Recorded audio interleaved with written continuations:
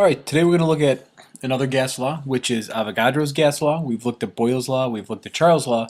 We're now going to look quickly at Avogadro's law. And the reason I say quickly is because we already know the basics. We already know the general idea of how to deal with gas laws. I'm not going to go through the derivation like I did for Charles and Avogadro's, because all we really need to know is how are the variables related. And you should know in general what Avogadro's law is based on the concept I'm going to tell you. What he did is he looks at number of moles and the volume, keeping temperature and pressure constant.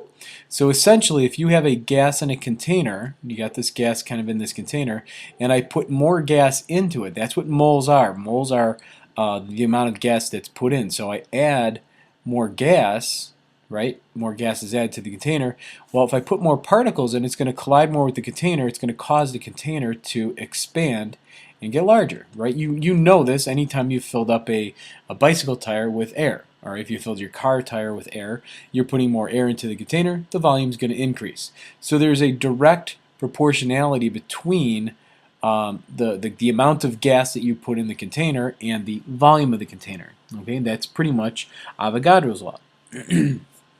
So what it essentially allows us to do is it allows us to count how many gas molecules are in our substance. And this is what led Avogadro to the concept of the mole. Now, he didn't call it a mole, but he did come up with this idea that gases in a container, as long as they are the same gas at the same, well, not even the same gas, but if they're at the same temperature, pressure, and volume, then they had to have the same number of particles in it, regardless of what kind of gas it was.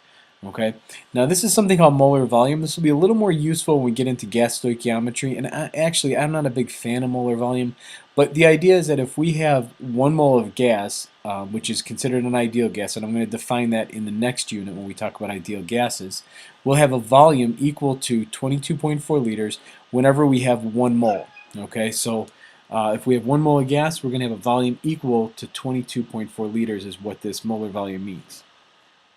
Real quick, what this means is that if I have pressure, okay, I probably should define what STP is. STP stands for standard temperature, okay, temperature and pressure. That's essentially what it stands for, STP, standard temperature and pressure. Our pressure is going to be set at 1 atmosphere. So by saying STP, and you'll see this a lot in some homework problems, by saying STP, it's a quick way of saying my pressure is 1 atm and my temperature is equal to 0 degrees Celsius, or it's equal to 273 Kelvin. Well, if these conditions are true, and I also have my moles are equal to 1, well then my volume has to be equal to 22.4 liters. Okay, that's essentially what's known as molar volume. What it does is if I have these conditions, every mole is 22.4 liters. So if I had N is equal to 2 moles, well then I know that my volume has to be equal to 44.8 liters. Okay, and like I said, that'll be a little bit more important when we get into gas stoichiometry. So let's get to Avogadro's law, or at least an application of Avogadro's law. Now we saw this before when we looked at Charles' law and we looked at Boyle's law. We looked at ways of calculating. We're going to use that equation V1 equals N1 equals V2 over N2. This should look very similar to Charles' law. Remember, with Charles' law we had V1 over T1 and V2 over T2. If you need to, go back and look at that video, because they were directly proportional, just like Avogadro's law. If they were inversely proportional, it would mimic and imitate Boyle's law, which is multiplication as opposed to division. Alright, so what we're going to do here is I'm going to list the information that I have. I have a container that holds a gas. Okay, so I've got this container that holds hydrogen gas. I had hydrogen gas in here, and the mass of the gas that I have in here is equal to 83.45 grams of hydrogen. Okay, well, the volume initially of the container is equal to 185 milliliters. All right, what I'm going to do is I'm going to add more gas to the container. So what I'm going to do here is I'm going to add 2.76 grams of H2. So I'm going to add more hydrogen gas to the container. All right. So my final volume, afterwards, my mass 2, is not 83.45, but it's 83.45 grams plus 2.76. Okay, so my final mass actually comes out to be equal to 86.21. And when that happens, what I want to know is what will my final volume be? Okay, so will my volume get bigger or will it get smaller? Well, you should know this going into the problem, right? If I'm increasing and adding, right, I'm adding this amount of gas to the container, therefore the volume should go up, right, directly proportional. All right, so to do this, we need to keep in mind that we're talking about moles in this problem. So what I'm going to do is I'm going to convert these to moles, and you might want to refresh your memory on how to convert from grams to moles, right? So what I'm going to do is convert these from my initial conditions to my final conditions. I want to have these both in moles. So my mole over here for 1 is going to be equal to 83.45 grams of hydrogen. What I'm going to do is use molar mass to get rid of the grams of hydrogen and convert that to the moles of hydrogen.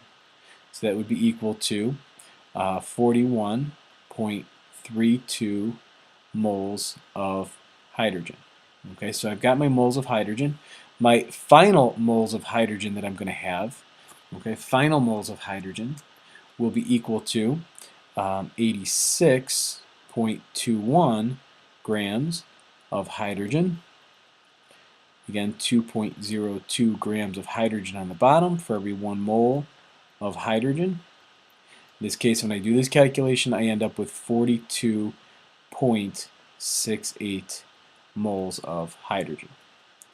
Okay, so I have my final number of moles, my initial moles, my final moles. Now what I'm going to do is I'm going to use this equation and I'm going to solve for my final volume. And when I do that, I'm going to multiply both sides by the number of moles and bring that over here.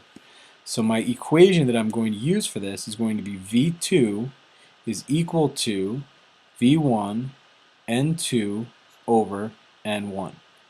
All right, again, just using some basic algebra to bring my variable over here and solving for this variable. I'm going to go ahead and plug in the numbers. Again, here I'm looking at carefully what numbers do I have. I've isolated my volume 1. I'm looking for volume 2. I have my moles of 1 and my moles of 2. Just be careful that you're plugging in the right numbers here. 185 milliliters times my moles of 2, which is 42.68 moles of the hydrogen, over moles of 1, which is the 41.32 moles. Make sure you see the decimal here. And notice that the mole unit cancels, and my final volume comes out to be equal to 191 milliliters, and that's rounded with correct number of significant figures. Okay? All right. So if you want to stop the video, you can stop right now, but I'm going to show you something in here that a little shortcut if you want to just stick around for another minute or two. But that's essentially Avogadro's law. What I want to show you is a little bit of a shortcut kind of thing here, because if I'm using the same gas, if this is hydrogen and I'm ending in hydrogen, as long as I keep the molar mass the same, notice what I did here, divided by 2.02, I divided by 2.02. This problem will work exactly the same way if I do 185 milliliters and I actually keep the mass in here. So if this is confusing to you, it's probably better just to make the conversion to moles and plug in. But take a look at the math. If I'm taking that 83.45, dividing it, and then dividing in the equation, wouldn't these both essentially cancel out? If you understand what I'm talking about, great. If not, you'll be okay with doing this the other way. So I can actually keep the mass in here, and I can keep this mass here. Now, where this will not work is if I change the gas, if I change this from hydrogen to another gas. And typically in Avogadro's law, we don't do that. We don't change it. So I would end up with 191 milliliters as a result as well. Okay, so it's a little shortcut. You can actually skip this whole step for converting to moles. The only time you cannot do that when you have to keep the moles or convert to moles is if you change the types of gas. If I change from hydrogen and I added another gas. And we're going to actually do that with Dalton's law, so for right now you should be okay with skipping that. Alright, so thanks a lot guys, and I'll see you later.